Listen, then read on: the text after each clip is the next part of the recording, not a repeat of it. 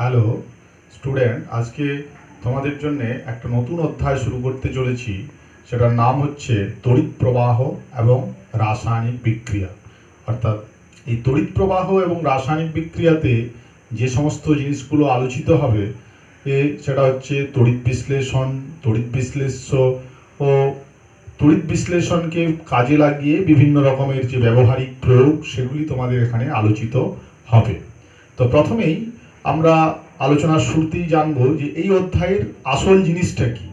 না, এখানে যে বিষয়টা আলোচনা হবে সেটা হচ্ছে যে কিছু কিছু পদার্থ আছে যারা গলিত বা দ্রবীভূত অবস্থায় তড়িৎ পরিবহন করবে।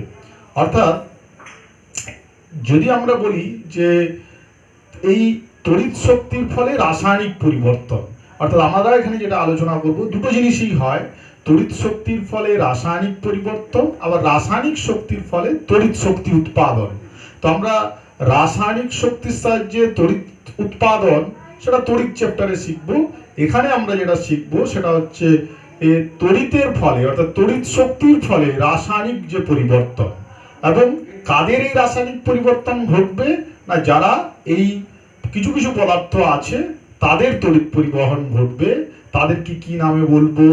ও এবং এই যে তড়িৎ পরিবহন তোমরা আগেও তড়িৎ পরিবহন ক্লাস 7-8-এও পড়েছো যে তড়িৎ পরিবহন যারা করে তাদেরকে কি বলা হয়? পরিবাহী। তো এখানে আমরা শিখবো যে পরিবাহী দু রকমের হয়। একটাকে বলা হয় ইলেকট্রনীয় পরিবাহী, অর্থাৎ আরেকটাকে বলা হচ্ছে তড়িৎ বিশ্লেষ্য পরিবাহী। অর্থাৎ তড়িৎকে যে তড়িৎ বহন করে তাকেই তড়িৎ পরিবাহী বলে। পরিবাহী মানে যে বহন করে, কি বহন করে এখানে না তড়িৎ পরিবহন করে, তাদেরকে আমরা বলবো তড়িৎ পরিবাহী। তো ইলেকট্রনীয় পরিবাহী বা ধাতব পরিবাহী বলা হয়, কিন্তু অধাতুও যদিও তড়িৎ পরিবহন করে, কিন্তু বেশিরভাগ ক্ষেত্রে ধাতু পরিবহন করে, সেই জন্য ধাতব পরিবাহী মেনলি বলা হয়। কিন্তু এই পরিবাহীতে কে তড়িৎ পরিবহন করে না ধাতুর মধ্যে উপস্থিত মুক্ত ফ্রি ইলেকট্রন এবং কিছু অধাতু তড়িৎ পরিবহন করে। তো সেগুলো গেল ধাতব পরিবাহী। আমরা আজকে যে বিষয়টা আলোচনা করব সেটা নতুন জিনিস, সেটা হচ্ছে তড়িৎ বিশ্লেষ্য পদার্থ। তো তড়িৎ বিশ্লেষ্য পরিবাহী অর্থাৎ তড়িৎ বিশ্লেষ্য পরিবাহী কারা না যে সমস্ত পদার্থ গলিত বা দ্রবীভূত অবস্থায় তড়িৎ পরিবহন করে। অর্থাৎ যে সমস্ত পদার্থ গতিশীল আয়ন থাকবে, অর্থাৎ যেখানে আয়নগুলো খুব তীব্র আকর্ষণ বলে আকৃষ্ট থাকবে না, এরকম গতিশীল আয়নেই তড়িৎ পরিবহন করবে। অর্থাৎ সেই তড়িৎ পরিবাহী নিয়ে আলোচনা করব, যেগুলোকে বলা হচ্ছে তড়িৎ বিশ্লেষ্য পদার্থ। তড়িৎ বিশ্লেষ্য পদার্থ বোঝার আগে আমরা একটা ছোট্ট এক্সপেরিমেন্টের কথা আলোচনা করি। ধরো এখানে আমরা একটা ব্যাটারি ব্যবহার করেছি। ব্যাটারির নেগেটিভ প্লেট অর্থাৎ ছোট লাইন সবসময় মনে রাখবে, বড় ব্যাটারি না এঁকে একটা ব্যাটারির এক একটা কোষ, এগুলো এই ছোট লাইন সবসময় প্রকাশ করে ঋণাত্মক, অর্থাৎ ব্যাটারির ঋণাত্মক মেরুর সাথে যুক্ত, আর বড় মানে হচ্ছে ব্যাটারির ধনাত্মক। এরকম দুটো আমরা কোষ ব্যবহার করেছি। তো এখানে একটা বাল্ব যুক্ত করেছি। এগুলো দুটো ধাতব পাত NaCl এর জলীয় দ্রবণে মনে করো আছে। যদি আমরা NaCl অর্থাৎ জল নিয়েছি, সাপোজ জল নিয়ে এই তড়িৎদ্বার দুটোকে, তড়িৎদ্বার কি জিনিস এখন পরে আমরা আলোচনা করব, মনে করো দুটো ধাতব পাত নিয়েছি, ব্যাটারির সাহায্যে যুক্ত করেছি, এখানে একটা বাল্ব যুক্ত আছে। আমরা জানি যে কোনো কিছু কখন তড়িৎ পরিবহন হয় না বদ্ধ বর্তনীর প্রয়োজন হয়। কিন্তু দেখো এখানে বর্তনীটা কিন্তু ক্লোজ নেই, এই যে মাঝে গ্যাপ আছে, অর্থাৎ এই পুরো বর্তনীটা ক্লোজ নেই। তো ক্লোজ সার্কিট হলে তবেই তড়িৎ পরিবহন হবে। কিন্তু যদি তুমি শুধু জল রাখছো বা এইরকম চিনি দ্রবণ যদি এখানে রাখছো, দেখছো এই চিনি দ্রবণ যদি রাখা হয় অর্থাৎ এই জলের মধ্যে চিনি ফেলে দেওয়া হয়, তখন দেখতে পাওয়া যাবে এই বাল্বটা কিন্তু জ্বলছে না। কিন্তু যখন আমরা NaCl এই জলীয় দ্রবণের মধ্যে ফেলে দিব, NaCl কে যদি তুমি দেখো সে জলে Na+ এবং Cl- আকারে বিশ্লিষ্ট থাকবে। তো এই NaCl যখন তুমি এই 1 চামচ বা 2 চামচের মধ্যে ফেলে নাড়িয়ে দিবে, তখন দেখবে কিন্তু এই বাল্বটা জ্বলে উঠছে। অর্থাৎ NaCl কি করছে? তড়িৎ পরিবহন করছে এই প্রান্ত থেকে এই প্রান্তে, অর্থাৎ ইলেকট্রনের ফ্লো হচ্ছে, অর্থাৎ ইলেকট্রনের যেদিকে ফ্লো হবে তার বিপরীত দিকে তড়িতের ফ্লো হয়। অর্থাৎ তড়িৎ পরিবহন করছে যখন আমরা লবণ জল দিচ্ছি। বা যদি আমরা কোনো সালফিউরিক অ্যাসিড মিশিয়ে দিই এই জলের মধ্যে তাহলেও তড়িৎ পরিবহন করছে। আর যদি চিনি দাও বা গ্লুকোজ ঢালো তাহলে কিন্তু এই ক্ষেত্রে বাল্বটা জ্বলে উঠছে না। অর্থাৎ জ্বলে উঠছে না কেন? তার মানে বর্তনীটা ক্লোজ হচ্ছে না, অর্থাৎ তড়িৎ পরিবহন হচ্ছে না যখন গ্লুকোজ বা চিনির দ্রবণ দিচ্ছি। কিন্তু যখন NaCl কে দিচ্ছি তখন কিন্তু তড়িৎ পরিবহন হচ্ছে। এটা আমরা এক্সপেরিমেন্টালি করেও দেখতে পারি। তার মানে আমরা যদি ডেফিনেশন বলি যে তড়িৎ বিশ্লেষ্য কারা, না যে সমস্ত পদার্থ গলিত বা দ্রবীভূত অবস্থায় তড়িৎ পরিবহন করে। অর্থাৎ কারা গলিত বা দ্রবীভূত অবস্থায় তড়িৎ পরিবহন করে? মেনলি যারা আয়নীয় যৌগ হয়। অর্থাৎ আয়নীয় কনসেপ্ট বলছে তড়িৎ বিশ্লেষ্যের যে সমস্ত পদার্থ গলিত বা দ্রবীভূত অবস্থায় আয়নে বিশ্লিষ্ট থাকে, অর্থাৎ যারা আয়ন উৎপন্ন করতে পারে দ্রবণের মধ্যে বা তোমার গলিত অবস্থায়। এবার এখানে প্রশ্ন অনেক সময় থাকে যে স্যার তাহলে কঠিন NaCl আছে, সেই কঠিন NaCl কেন তড়িৎ পরিবহন করতে পারে না? সেও তো আয়নীয়। সেখানে কি থাকে আয়নগুলো, সেখানে তোমাদের তড়িৎজয়ী যৌগ বোঝানোর সময়ও বলেছিলাম, সেখানে Na+ এবং Cl- গুলো কঠিন অবস্থায় খুব কাছাকাছি থাকার জন্য আয়নগুলো একে অপরের সাথে পুরো সঙ্গবদ্ধ থাকে। অর্থাৎ তারা ফ্রিলি থাকে না, স্বাধীনভাবে থাকতে পারে না, যে তারা কোনো একটা নির্দিষ্ট দিকে যাবে সেই নির্দিষ্ট দিকে তাদের মুভমেন্ট ঘটতে পারে না। তো এই গতিশীল হতে পারে না, তো এই জন্য তারা কিন্তু কঠিন অবস্থাতে তড়িৎ পরিবহন করবে না NaCl তড়িৎজয়ী যৌগ হলেও। তাহলে যে কোনো তড়িৎজয়ী যৌগ তারা কিন্তু গলিত বা দ্রবীভূত অবস্থায় তড়িৎ পরিবহন করে, কারণ গলিত অবস্থায় আয়নগুলোর আকর্ষণ বল কিছুটা কমে যায়, কারণ ফলে তারা গতিশীলতা একটা নির্দিষ্ট দিকে তারা গতি নিতে পারে।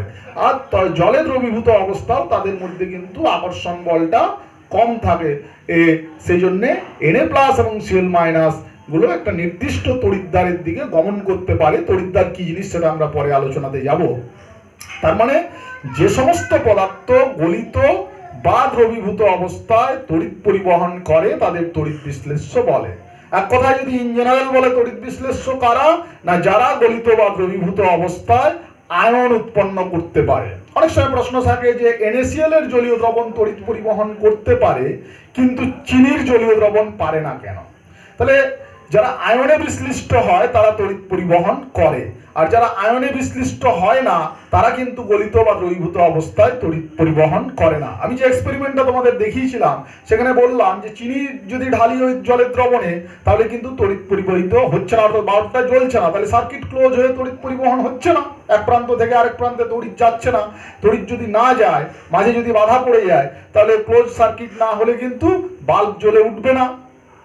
এক্ষেত্রে চিনি কিন্তু তড়িৎ পরিবহনটা করতে পারছে না বা গ্লুকোজ পাচ্ছে না। কেন পাচ্ছে না সেগুলো আমরা তাহলে যদি বলি যে কেন পাচ্ছে না, কারণ তারা আয়নে বিশ্লিষ্ট হচ্ছে না। তাহলে প্রথমে যে কথাটা আমরা বললাম তড়িৎ বিশ্লেষ্য, তাহলে যে সমস্ত পদার্থ গলিত বা দ্রবীভূত অবস্থায় তড়িৎ পরিবহন করে তাদের তড়িৎ বিশ্লেষ্য পদার্থ বলে। তাহলে ইলেকট্রনীয় ভাবে বুঝতে গেলে বলতে হবে যে সমস্ত পদার্থ গলিত বা দ্রবীভূত অবস্থায় আয়ন উৎপন্ন করে তারাই হচ্ছে তড়িৎ বিশ্লেষ্য। তাহলে মেনলি তড়িৎ বিশ্লেষ্য কারা? যত তড়িৎযোজী যৌগ আছে তারা তড়িৎযোজীগুলো মেনলি হচ্ছে তড়িৎ বিশ্লেষ্য। কিন্তু কিছু সমযোজী যৌগ তড়িৎ বিশ্লেষ্য হয়। কেন হয়? তারা নিশ্চয়ই দ্রবীভূত অবস্থায় তোমার আয়নে বিশ্লিষ্ট হয়। যেমন এই যে HCl আছে, তোমাদের এটা সমযোজীর সময় আলোচনা করেছিলাম। HCl কিন্তু গলিত অবস্থায় তড়িৎ পরিবহন করতে পারে না। কেন? না HCl তখন কিন্তু H+ এবং Cl- ভাঙে না, অর্থাৎ আয়ন সৃষ্টি করে না। কিন্তু একে যদি তুমি জলে দ্রবীভূত করে দাও সে কিন্তু H+ এবং Cl- আয়নে ভেঙে যায়, ফলে তড়িৎ পরিবহন করে। H2SO4 সমযোজী যৌগ বা HNO3 বা অ্যাসিড, অ্যাসিডিক অ্যাসিড বা আরো ফর্মিক অ্যাসিড, এই সমস্ত অ্যাসিডগুলোই কিন্তু সবই সমযোজী যৌগ, কিন্তু এরা তড়িৎ বিশ্লেষ্য। কেন? এরা যখনই জলে দ্রবীভূত করা হয় তখন কিন্তু তারা আয়নে ভেঙে যায়, অর্থাৎ আয়ন উৎপন্ন হলেই তারা তড়িৎ পরিবহন করবে। তাহলে তড়িৎ বিশ্লেষ্যর যদি উদাহরণ অনেক সময় আমাদের পরীক্ষায় পড়ে, তো আমরা কোন কোনগুলো মেনলি জানবো? অ্যাসিডের জলীয় দ্রবণ, যে কোনো অ্যাসিডের জলীয় দ্রবণ সে হয় তড়িৎ বিশ্লেষ্য। এখানে কতগুলো আমরা এক্সাম্পল যেমন আলোচনা করেছি, HCl, H2SO4, HNO3, acidic acid, formic acid, এই সমস্তগুলো। ক্ষারের জলীয় দ্রবণ যেমন sodium hydroxide, potassium hydroxide, barium hydroxide, এই সমস্ত। আর বেশিরভাগ লবণই হচ্ছে তোমার তড়িৎযোজী, কারণ লবণ মানেই তারা হচ্ছে আয়নে বিশ্লিষ্ট। এখানে কয়েকটা এক্সাম্পল শুধু লিখেছি যে NaCl, KCl, MgCl2, ZnCl, এই যে অ্যাসিডগুলো আছে এরা কিন্তু গলিত অবস্থায় তড়িৎ পরিবহন করে না, কারণ এগুলো সমযোজী। তাহলে এরা জলে দ্রবীভূত হলে আয়ন হয়। ক্ষার কিন্তু এরা সবাই আয়নে বিশ্লিষ্ট হয়। NaOH মানে হচ্ছে Na+, OH minus, potassium hydroxide মানে K+, OH মাইনাস। তো এইরকম যারা আয়নে বিশ্লিষ্ট হয় তারা হচ্ছে তড়িৎ বিশ্লেষ্য পদার্থ। এরপরে তড়িৎ অবিশ্লেষ্য পদার্থ, যারা গলিত বা দ্রবীভূত অবস্থায় তড়িৎ পরিবহন করে না। তাহলে তড়িৎ অবিশ্লেষ্য করা হয় সাধারণত কেন বলছি, ওই যে দেখলাম HCl, H2, HNO3 এরাও তো সমযোজী, অথচ তারা তড়িৎ পরিবহন করে। তাহলে সাধারণত যারা সমযোজী যৌগ তারা কিন্তু তড়িৎ অবিশ্লেষ্য হয়। যেমন চিনি সমযোজী, গ্লুকোজ, ন্যাপথালিন, এই সমস্ত যে সমস্ত পদার্থ আছে, ইউরিয়া, অ্যালকোহল, এরা কিন্তু তড়িৎ পরিবহন করে না। দ্রবীভূত অবস্থাতেও তড়িৎ পরিবহন করে না, গলিত অবস্থাতেও তড়িৎ পরিবহন করে না। এদেরকে কি বলা হয়? তড়িৎ অবিশ্লেষ্য পদার্থ। এখান থেকে মাঝে মধ্যে একটা প্রশ্ন আসে যে NaCl এর জলীয় দ্রবণ তড়িৎ পরিবহন করে কিন্তু চিনির জলীয় দ্রবণ তড়িৎ পরিবহন করে না কেন, বা গ্লুকোজের জলীয় দ্রবণ তড়িৎ পরিবহন করে না কেন। চিনি বা গ্লুকোজ যাই বলুক একই উত্তর, যে NaCl জলে দ্রবীভূত হয়ে Na+ এবং Cl- আয়নে বিশ্লিষ্ট হয়। চিনি কিন্তু সমযোজী যৌগ, ফলে আয়নে বিশ্লিষ্ট হয় না। আর আমরা জানি যে তারাই গলিত বা দ্রবীভূত অবস্থায় তড়িৎ পরিবহন করবে যারা আয়নে বিশ্লিষ্ট হবে। তাহলে চিনি যেহেতু জলীয় দ্রবণে আয়নে বিশ্লিষ্ট হয় না, তাই তড়িৎ পরিবহন করে না। আর NaCl জলে দ্রবীভূত করলে Na+ এবং আয়নে Cl- আয়নে ভাগে থাকে, সেই জন্য তড়িৎ পরিবহন করে। এই ধরনের প্রশ্ন অনেক সময় আমাদের আসে, এই ব্যাপারটা আমরা কিন্তু জানবো। তো এই তড়িৎ বিশ্লেষ্য, তাহলে আমরা এখান থেকে শিখতে পারলাম তড়িৎ বিশ্লেষ্য এবং তড়িৎ অবিশ্লেষ্য পদার্থ। এরপরে দেখো, তড়িৎ বিশ্লেষ্যের তীব্রতা অনুযায়ী দুই ভাগে ভাগ করা যায়। যদি এই পরীক্ষাতেই আমি একটা আলোচনাতেই যাই, যদি NaCl এর জলীয় দ্রবণ নিই তাহলে বাল্বটা দেখবে অনেক উজ্জ্বলভাবে জ্বলছে। কিন্তু যদি আমরা একটা দুর্বল মনে করো HF নিলাম বা সিলভার ক্লোরাইডের যদি দ্রবণ নিই তাহলে কিন্তু হালকা জ্বলবে, অর্থাৎ খুব কম আলো নিয়ে জ্বলবে। তার মানে এদের এই যারা তড়িৎ বিশ্লেষ্য তাদেরও কিন্তু এই তড়িৎ পরিবহনের মাত্রা কিন্তু ভিন্ন ভিন্ন আছে। তো তড়িৎ বিশ্লেষণের তীব্রতা অনুযায়ী তড়িৎ বিশ্লেষ্যকে দুই ভাগে ভাগ করা হয়েছে।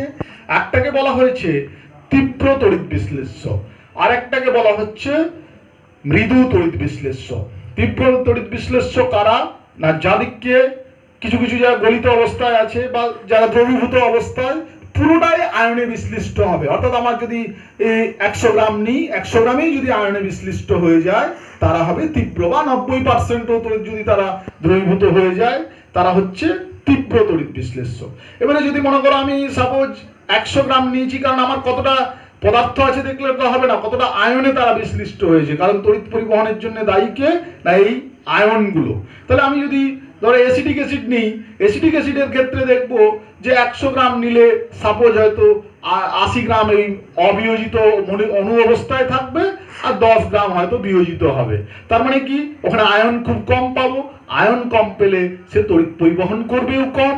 তাহলে তড়িৎ বিশ্লেষ্যের তীব্রতা অনুযায়ী এই তড়িৎ বিশ্লেষ্যকে দুভাগে ভাগ করা হয়। একটাকে বলা হয় তীব্র তড়িৎ বিশ্লেষ্য, যারা কি করে না তোমার সম্পূর্ণরূপে আয়নে বিশ্লিষ্ট হয়ে খুব বেশি মাত্রায় তড়িৎ পরিবহন করে, তারা হচ্ছে তীব্র তড়িৎ বিশ্লেষ্য। আর মৃদু তড়িৎ বিশ্লেষ্য কারা, যারা গলিত বা দ্রবীভূত অবস্থায় সামান্য তড়িৎ পরিবহন করে, অর্থাৎ যারা সম্পূর্ণরূপে আয়নে বিশ্লিষ্ট হয় না। যেমন ধরো, তাহলে তীব্র তড়িৎ বিশ্লেষ্য এগুলো এক্সাম্পল আসে অনেক সময় যে এটা কোনটা নিচের কোনটি তীব্র বা মৃদু তড়িৎ বিশ্লেষ্য। তীব্র যারা অ্যাসিড হয়, তীব্র অ্যাসিডের জলীয় দ্রবণ সবসময় কিন্তু তীব্র তড়িৎ বিশ্লেষ্য। যেমন ধরো HCl, H2SO4, HNO3 এগুলো তীব্র অ্যাসিড। তীব্র অ্যাসিডের যে জলীয় দ্রবণ তারা কিন্তু তীব্র। সেরকম তীব্র ক্ষার মানে HCl যদি তুমি নাও বা H2SO4 যদি নাও, যতটা নিবে পুরোটাই কিন্তু 2H++ SO4 2- আয়নে ভেঙে যাবে। 100টা অণু যদি নিই 100টাই ভেঙে যাবে। অর্থাৎ HNO3 ক্ষেত্রেও তাই হয়, HCl এর ক্ষেত্রেও তাই হয়। তীব্র ক্ষার NaOH, KOH, বেরিয়াম হাইড্রোক্সাইড এরা হচ্ছে কিন্তু তীব্র তড়িৎ বিশ্লেষ্য। আর বেশিরভাগ লবণই তীব্র তড়িৎ বিশ্লেষ্য ও কিছু লবণ বাদ যারা জলীয় দ্রবণে হয়তো কম আয়নে বিশ্লিষ্ট হয়। তো যেমন NaCl, KCl, MgCl2, BaCl2, copper sulphate এই সমস্ত যে পদার্থগুলো আছে লবণ আছে তারা তীব্র তড়িৎ বিশ্লেষ্য। অর্থাৎ মোস্ট অফ দ্য লবণ হচ্ছে তীব্র তড়িৎ বিশ্লেষ্য পদার্থ। মৃদু তড়িৎ বিশ্লেষ্য কারা? যারা দ্রবণে আংশিক বিয়োজিত হয়। যেমন দেখো HF, hydrofluoric acid, hydrogen hydrocyanic acid, HCl, acetic acid, CH3COH, এগুলো ফর্মুলাগুলো শুধু লিখেছি। এটা হচ্ছে ফর্মিক অ্যাসিড, এটা কার্বনিক অ্যাসিড, এটা বোরিক অ্যাসিড। এইসব অ্যাসিডগুলো কিন্তু আংশিক বিয়োজিত হয়। অর্থাৎ HF এদের ক্ষেত্রে উভমুখী সাইন দেওয়া হয়, H plus plus F minus. Acetic acid এর যদি বিয়োজন দেখায় তাহলে acetate ion CH3CO negative plus H plus. অর্থাৎ এগুলোর বিয়োজন তুমি যখন অর্গানিক পড়ানো হবে তখন শিখে যাবে জৈব অ্যাসিডের বিয়োজন। তো এই অ্যাসিডগুলো কি হয় না, দেখা গেল যে 100টা মলিকুল যদি নেওয়া হয় যে 10টা HF আকারেই আছে। HF আকারে আছে মানে কি, তারা আয়ন নেই, HF তো সমযোজী। তাহলে যখন জলে দ্রবীভূত হচ্ছে 100টা যদি HF আকারে থাকে তাহলে আয়ন দিচ্ছে না। 100টার মধ্যে 90টা হয়তো অবিয়োজিত HF আকারে থাকলো, 10টা ভেঙে H প্লাস, 10টা H প্লাস, 10টা F মাইনাস দিল। তাহলে বিয়োজন কম হলো। বিয়োজন কম হলো মানে আমাদের তড়িৎ পরিবহন কম করবে। তাহলে এই এক্সাম্পলগুলো কিন্তু মনে রাখতে হবে। এখন যেহেতু MCQ বেশিরভাগ এক্সাম্পলগুলোই মনে রাখতে হবে। এইগুলো হচ্ছে মৃদু। সেরকম মৃদু তীব্র ক্ষার বা ক্ষারক যেমন তোমার হয়েছিল তীব্র তড়িৎ বিশ্লেষ্য, মৃদু ক্ষারগুলো সেরকম উল্টে হবে কি মৃদু তড়িৎ বিশ্লেষ্য। যেমন ammonium hydroxide, magnesium hydroxide, aluminium hydroxide এরা খুব আংশিক বিয়োজিত হয়। সেরকম জলে আংশিক বিয়োজিত কিছু লবণ আছে যারা জলে খুব কম মাত্রায় দ্রবীভূত হয়। যেমন mercuric chloride, zinc chloride, silver chloride, lead chloride এই সমস্তগুলো লবণ হলেও তারা কিন্তু জলে খুব কম পরিমাণে বিয়োজিত হয় বলে তাদেরকে বলা হচ্ছে মৃদু তড়িৎ বিশ্লেষ্য পদার্থ। তাহলে নিশ্চয়ই তোমরা তীব্র এবং মৃদু তড়িৎ বিশ্লেষ্য বুঝেছো। এখান থেকে অনেক সময় পার্থক্য আছে যে তীব্র তড়িৎ বিশ্লেষ্য এবং মৃদু তড়িৎ বিশ্লেষ্য কাদিককে বলে, যে যারা জলীয় তীব্র মানে কি, তারা জলীয় দ্রবণে সম্পূর্ণরূপে আয়নে বিশ্লিষ্ট হবে। মৃদু মানে তারা আংশিক বিয়োজিত হবে। তারপরে একটা দুটো এক্সাম্পল দিলে। তারপরে কি বললে যে তীব্র তড়িৎ বিশ্লেষ্য পদার্থরা কি করে, বেশি পরিমাণে তড়িৎ পরিবহন করে। আর মৃদুগুলো কি করবে না, কম পরিমাণে তড়িৎ পরিবহন করে। এগুলো আমাদের তীব্র তড়িৎ বিশ্লেষ্য এবং মৃদু তড়িৎ বিশ্লেষ্যের পার্থক্য। এরপরে আমরা যে জিনিসটা নিয়ে আলোচনা করব, আগেই আমরা যেটা পড়েছিলাম যে ধাতব পরিবাহী এবং তড়িৎ বিশ্লেষ্যের পার্থক্য। ধাতব পরিবাহী এবং তড়িৎ বিশ্লেষ্যের পার্থক্যতেও অনেক সময় আসে। তাহলে ধাতব পরিবাহীতে আমরা কি বলেছি, যেমন ধরো অ্যালুমিনিয়াম, কপার এই সমস্তগুলো হচ্ছে ধাতব পরিবাহী। বেশিরভাগ ধাতুই পরিবাহী। তো তাদের যখন তড়িৎ পরিবহন করবে সেই পরিবহনের জন্য কে দায়ী, ফ্রি ইলেকট্রন। অর্থাৎ এই ধাতুগুলোর মধ্যে মুক্ত ইলেকট্রন থাকে, অর্থাৎ যেটা নিউক্লিয়াসের সাথে টাইটলি আবদ্ধ থাকে না, সেই ইলেকট্রনগুলোকে বলা হয় মুক্ত ইলেকট্রন বা ফ্রি ইলেকট্রন। এই ফ্রি ইলেকট্রনগুলোই কিন্তু তড়িৎ পরিবহনের জন্য দায়ী। অর্থাৎ ইলেকট্রন এক জায়গা থেকে আরেক জায়গায় ফ্লো হচ্ছে, সেটাই হচ্ছে তড়িৎ প্রবাহ। এখানে তড়িৎ পরিবহনের জন্য কি দায়ী না, তড়িৎ বিশ্লেষ্য পদার্থগুলির ক্যাটায়ন এবং অ্যানায়ন। ক্যাটায়ন এবং অ্যানায়নের নির্দিষ্ট দিকে তাদের গমন করে, তার ফলে তড়িৎ পরিবহন করে। কে কোন দিকে কোন আয়ন গমন করে সেটা আমরা একটু পরেই শিখছি। আরেকটা কি না, তড়িৎ পরিবাহী হলে পরিবাহীর কিন্তু কোনো রাসায়নিক পরিবর্তন ঘটে না। যে অ্যালুমিনিয়াম আয়নে পরিণত হলো বা কপারে কোন রকম রাসায়নিক পরিবর্তন হলো, তা কিন্তু পরিবাহীর হয় না। কিন্তু যখন আমাদের গলিত NaCl তড়িৎ পরিবহন করবে তখন কিন্তু তার রাসায়নিক পরিবর্তন ঘটবে। যেমন এই Na+টা কি হবে, ক্যাথোডে গিয়ে একটা তড়িৎদ্বার আছে, সেটা শেখাবো তোমাদের। তো সেই একটা নির্দিষ্ট জায়গায় গিয়ে সোডিয়াম ধাতু আকারে জমা হবে। আর Cl- কি হবে, ক্লোরিন গ্যাস আকারে জমা হবে। অর্থাৎ তাদের NaCl কিন্তু আর NaCl যৌগ আকারে থাকছে না, তারা ক্যাথোড এবং অ্যানোডে গিয়ে একটা নতুন ধর্ম বিশিষ্ট পদার্থ উৎপন্ন করছে। তার জন্য আমরা বলতে পারি যে রাসায়নিক পরিবর্তন ঘটে তড়িৎ বিশ্লেষ্যে, তারা যখন তড়িৎ পরিবহন করছে। আর এর ক্ষেত্রে কিন্তু কোনো রকম রাসায়নিক পরিবর্তন ঘটে না অ্যালুমিনিয়ামের। বা যে সমস্ত ধাতব পরিবাহী আছে। আর একটা কি বলতে পারি, এটা ভালো মেজর ডিফারেন্স হচ্ছে যদি উষ্ণতা বাড়ালে কিন্তু ধাতব পরিবাহীর পরিবাহিতা কমে যায়। কেন কমে যায় না, পরিবাহীর জন্য দায়ী কে? Free electron. তাহলে তাপমাত্রা বাড়ালে অ্যাটমগুলো জোরে জোরে ভাইব্রেট করে, ফলে ইলেকট্রনগুলো যেতে কি হয়? বাধাপ্রাপ্ত ফলে, যেটাকে আমরা পরবর্তীকালে তড়িৎ চ্যাপ্টারে শিখবো, রেজিস্ট্যান্স বা রোধ বলা হয়। তো সেই রোধটা বেড়ে যায়, অর্থাৎ তড়িৎ প্রবাহকে বেশি পরিমাণে বাধা দান করে যখন তাপমাত্রা বাড়ানো হয়। তাহলে যদি বাধাটা বেশি পায় তাহলে তড়িৎ প্রবাহ অটোমেটিক কম হবে। তাহলে উষ্ণতা বাড়ালে কি হয়? ধাতব পরিবাহীর পরিবাহিতাটা কমে যায়। আর এখানে তড়িৎ বিশ্লেষ্য পদার্থের পরিবাহিতার জন্য দায়ী কে? হচ্ছে এই আয়নগুলোর গতিশীলতা, অর্থাৎ যত গতিবেগ বেশি হবে আয়নগুলোর, তত তোমার তড়িৎ পরিবাহিতা বৃদ্ধি পাবে। তো আয়নগুলো যেহেতু তড়িৎ পরিবহন করে, তাহলে তারা যত গতিশীল হবে তাদের তত পরিবাহিতা বৃদ্ধি পাবে। তো যদি তাপমাত্রা বাড়ায় তাহলে থার্মাল এনার্জি পেলে কি হবে? তাপীয় শক্তি পেলে তাদের গতিশীলতা বেড়ে যাবে। গতিশীলতা বেড়ে যাবে বলে তড়িৎ বিশ্লেষ্যের কিন্তু তড়িৎ পরিবাহিতা বৃদ্ধি পাবে, অর্থাৎ তড়িৎ পরিবাহিতাটা বৃদ্ধি পাবে ওদের। এরপরে এই যে তড়িৎ বিশ্লেষ্য পদার্থ কিভাবে তড়িৎ পরিবহন করে, ধরো একটা কঠিন NaCl আছে, কিভাবে তড়িৎ পরিবহন করে না, NaCl যখন তড়িৎ পরিবহন করছে যদি তারা Na+ এবং Cl- আকারে ভাঙছে। 2 নম্বর পয়েন্ট হচ্ছে যে কোনো তড়িৎ বিশ্লেষ্য পদার্থ তাহলে কি হবে? তারা আয়নে বিশ্লিষ্ট হবে। ক্যাটায়ন এবং অ্যানায়ন, NaCl যেমন ক্যাটায়ন এবং অ্যানায়ন সমান আছে, কিন্তু সব জায়গায় সমান সংখ্যক ক্যাটায়ন এবং অ্যানায়ন তৈরি হবে তার কিন্তু কোনো মান নেই, কিন্তু মোট আধানের পরিমাণটা সমান হবে। ধরো ম্যাগনেসিয়াম ক্লোরাইড যদি বলি, ম্যাগনেসিয়াম ক্লোরাইডে যদি তুমি দেখো NaCl যখন ভাঙছে তখন কিন্তু দেখো Na+ এবং Cl- অর্থাৎ সমান সংখ্যক ক্যাটায়ন অ্যানায়ন দিচ্ছে, কিন্তু ম্যাগনেসিয়াম ক্লোরাইড যখন ভাঙবে তখন কিন্তু Mg2+ + 2Cl-। তাহলে ক্যাটায়নের সংখ্যা একটা, অ্যানায়নের সংখ্যা দুটো, কিন্তু মোট আধানটা সমান। কেন না, ম্যাগনেসিয়াম যদি তুমি দেখো 2+ হচ্ছে আধান, আর এটা হচ্ছে 2 ইন্টু দুটো আছে, একটার -1, তাহলে দুটোর কথা হচ্ছে -2। নেট আধান কিন্তু সমান। তারপরে কি হবে? তাদের পারস্পরিক স্থান পরিবর্তন হবে। একজন একটা তড়িৎদ্বারের দিকে যাবে, ক্যাথোডের দিকে, আর একজন অ্যানোডের দিকে যাবে। এইভাবে তারা তড়িৎ পরিবহন করবে, অর্থাৎ তড়িৎকে নিয়ে যাবে, গমন করবে একদিক থেকে, অর্থাৎ ইলেকট্রন একদিক থেকে আরেক দিকে যাবে, তার ফলে তড়িৎ পরিবহন ঘটবে। তাহলে তড়িৎ বিশ্লেষ্য পদার্থ কিভাবে তড়িৎ পরিবহন এটা করে, এটাও তোমরা শিখতে পারলে। প্রথম পয়েন্ট কি বললাম? যে তারা আয়নে বিশ্লিষ্ট হবে। দ্বিতীয় পয়েন্ট হচ্ছে আয়নের সংখ্যা সমান নাও হতে পারে, কিন্তু মোট চার্জটা সমান হবে। অর্থাৎ যদি আমরা অ্যালুমিনিয়াম সালফেটের ভাঙাটা একটু বুঝিয়ে দিই তাহলে বুঝতে পারবে। Al2SO4 হোল থ্রাইস এ যদি ভাঙে তাহলে কি করবে? 2Al3+ + 3SO4 2-। তাহলে দেখবে মোট আধান কিন্তু সমান। এখানে দুটো অ্যালুমিনিয়াম 3+ হয়েছে, 3 দুগুণে 6 + 6, এখানে দুটো অ্যানায়ন হয়েছে, তিনটে অ্যানায়ন, এর আধান হচ্ছে 2, কিন্তু গুণ করলে -6, তাহলে টোটাল আধানটা কিন্তু সমান হচ্ছে। আশা করি এটা তোমরা ভাঙাটা জানো।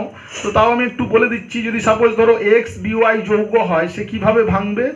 XaZ+, মানে কি? এই যে নিচে সহগটা থাকবে সেই ততগুলো A আয়ন তৈরি হবে, প্রথমেরটা ধনাত্মক হবে, পরেরটা ঋণাত্মক হবে।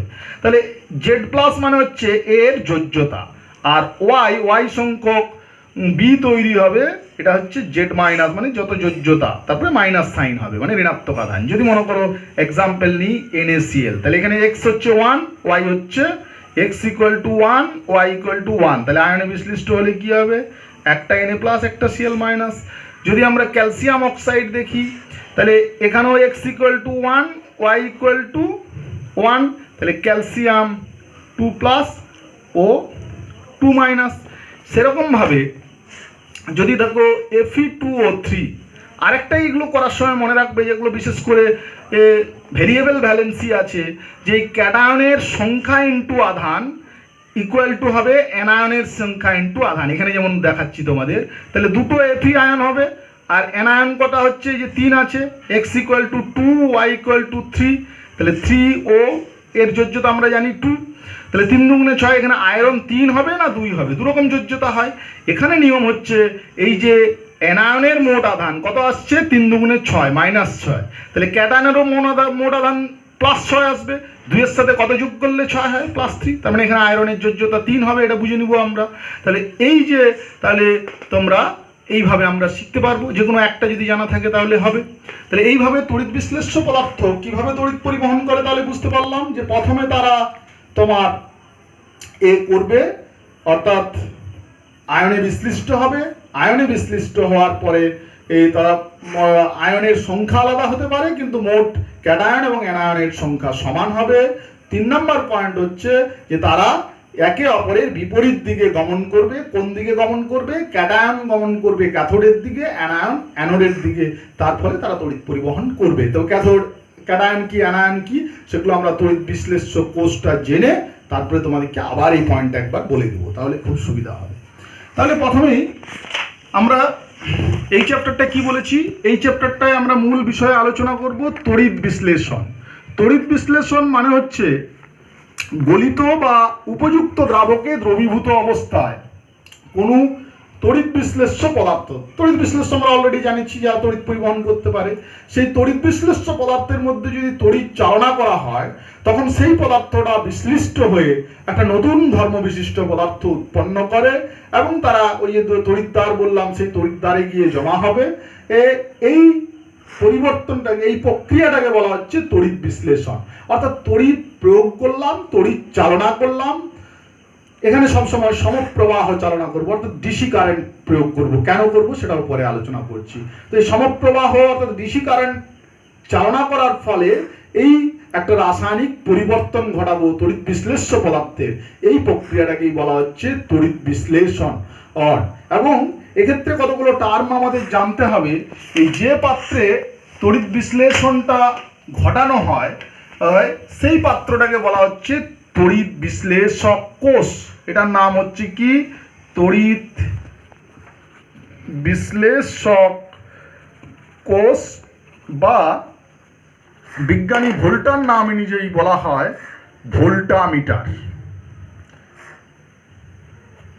এটাকে বলা হয় ভোল্টামিটার বা তড়িৎ বিশ্লেষক কোষ। তাহলে তড়িৎ বিশ্লেষক কোষ বা ভোল্টামিটার কাকে বলবো না? যে পাত্রে তড়িৎ বিশ্লেষণ করা হয় সেই পাত্রটাকে বলা হচ্ছে ভোল্টামিটার। এটা কাঁচের তৈরি হয় শান্ত। মনে করো এখানে আমি তড়িৎ বিশ্লেষণ করছি গলিত NaCl এর, ঠিক আছে, গলিত NaCl। তাহলে এই যে পাত্রে করব সেটাকে বলা হচ্ছে তড়িৎ বিশ্লেষণ কোষ। আর এই তড়িৎ বিশ্লেষ্য পদার্থের মধ্যে দুটো ধাতব পাত, কিছু অধাতব পাতও ব্যবহার করা হয়, ধাতব বা অধাতব পাত যেগুলো কিনা তড়িতের সুপরিবাহী। ধাতব পাত যেমন কপার, প্ল্যাটিনাম, গোল্ড এইসব ব্যবহার করা হয়, সেগুলোকে বলা হচ্ছে তড়িৎদ্বার। অর্থাৎ দুটো ধাতব পাত যেগুলোকে এই তড়িৎ বিশ্লেষ্যের মধ্যে আংশিক নিমজ্জিত অবস্থায় রাখা হয় তাদেরকে বলা হয় তড়িৎদ্বার। তাহলে এটা হচ্ছে তড়িৎদ্বার আর এটাও হচ্ছে কি? তড়িৎদ্বার। তড়িৎদ্বার দু রকমের হয়, একটাকে সক্রিয় তড়িৎদ্বার বলা হয়, ওটা পরের ভাগে আসবো সক্রিয়তা অনুযায়ী। এমনিতে তড়িৎদ্বার দু রকম বলা হয়, একটাকে বলা হচ্ছে কি না ক্যাথোড, একটাকে বলা হয় ক্যাথোড আর একটাকে বলা হয় অ্যানোড। ক্যাথোড কাকে বলা হয় না ব্যাটারির নেগেটিভ প্রান্তের সাথে, এই যে একটা ব্যাটারি দেখবে ছোট লাইন মানে হচ্ছে নেগেটিভ প্রান্ত, বড় লাইন মানে পজিটিভ প্রান্ত। তাহলে নেগেটিভ পজিটিভ দুটো সেল ব্যবহার করা হয়েছে। তাহলে এই দেখো আলটিমেটলি এটা নেগেটিভ, এটা পজিটিভ পাত। নেগেটিভ পাতের সাথে এই যে তারের সাহায্যে, যে নেগেটিভ পাতের সাহায্যে যে তড়িৎদ্বারটাকে অর্থাৎ যে ধাতব পাতটাকে অধাতব পাতেও ব্যবহার করা হয়, সেটা কি কি? গ্রাফাইট এবং গ্যাস কার্বন। এই অধাতব বা ধাতব তড়িতের সুপরিবাহী পাত যেটা ঋণাত্মক প্লেটের সাথে যুক্ত থাকছে, ঋণাত্মক তড়িৎদ্বারের ব্যাটারির ঋণাত্মক মেরুর সাথে যেটা যুক্ত থাকছে তাকে বলা হচ্ছে কি না তোমার ক্যাথোড। আর যেটা ধনাত্মক তড়িৎদ্বারের সাথে যুক্ত থাকছে সেটাকে বলা হয় অ্যানোড। তো এই বিষয়টা বলার সময় আমি একটা জিনিস বলবো তোমাদের, যে ক্যাথোড তাহলে কোনটা না ব্যাটারির ঋণাত্মক মেরুর সাথে যুক্ত থাকে, কিন্তু এটা সহজে মনে থাকে, অনেক সময় গুলিয়ে যায় আমাদের। এই জন্য একটা সহজ টেকনিক আমি বলি, যে ক্যাথোড মনে রাখবে যেখানে ক্যাটায়ন মুক্ত হয়, মানে যেখানে ক্যাটায়ন যায়। এই লাইনটা যদি মনে রাখো তাহলে কিন্তু কোনোদিন ভুলবে না। ক্যাটায়ন কার কাছে যাবে? ক্যাটায়ন মানে ধনাত্মক আধান, সে ঋণাত্মকের কাছে যাবে। তার মানে ক্যাথোড অলওয়েজ কি হবে? Negative plate. আর নেগেটিভ প্লেট বুঝবে যে সেটা ব্যাটারির নেগেটিভ প্রান্তের সাথে যুক্ত হয়। তাহলে ইনডাইরেক্ট প্রসেস কি বললাম? ক্যাথোড মানে যেখানে, ক্যাথোড হচ্ছে যেখানে ক্যাটায়ন যায়।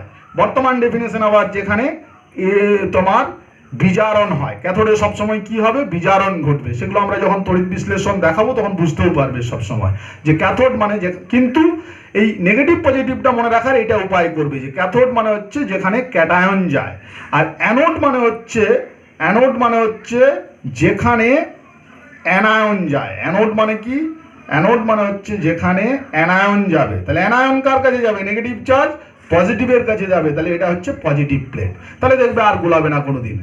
এইটা হচ্ছে একটা তড়িৎ বিশ্লেষক কোষ বা ভোল্টামিটার। এটা তড়িৎদ্বার অর্থাৎ ধনাত্মক বা ঋণাত্মক যে দুটো প্লেট যুক্ত থাকে। আর কি বললাম, এই তড়িৎদ্বারগুলো দুরকম হয়, ক্যাথোড অ্যানোড। ব্যাটারির ধনাত্মক প্রান্তের সাথে যেটা যুক্ত থাকে সেটাকে অ্যানোড, অর্থাৎ সেখানে অ্যানায়ন যাবে, এইভাবে মনে রাখবে। অর্থাৎ অ্যানায়ন মানে পজিটিভ, আর অ্যানায়ন মানে যেখানে যাবে সেটা পজিটিভ হতে হবে। অ্যানায়ন মানে নেগেটিভ, মানে অ্যানায়ন যেখানে যাবে সেটা পজিটিভ হতে হবে। এখানে সেরকম ক্যাথোড, ক্যাথোড মানে মনে রাখলাম যেখানে ক্যাটায়ন যায় তার মানে নেগেটিভ। এই তড়িৎ বিশ্লেষণ কোষটা সম্পর্কে জানা থাকলো, তড়িৎ বিশ্লেষণ তোমাদের জানা থাকলো। পরের দিন আমি এটা ডিটেলসে আলোচনা করব তোমাদের তড়িৎ বিশ্লেষণ সম্পর্কে। তাহলে এতদূর তোমরা একটু পড়ে রাখো ভালো করে। পরের দিন আমি আবার এই তড়িৎ বিশ্লেষণ কোষ থেকেই শুরু করব এবং বিভিন্ন রকমের জলের তড়িৎ বিশ্লেষণের বিভিন্ন প্রয়োগ সেগুলি তোমাদের কাছে নিয়ে আসব। আজকের মতো এখানেই শেষ করছি। তোমরা ভালোভাবে সবাই পড়াশোনা করো। ওকে।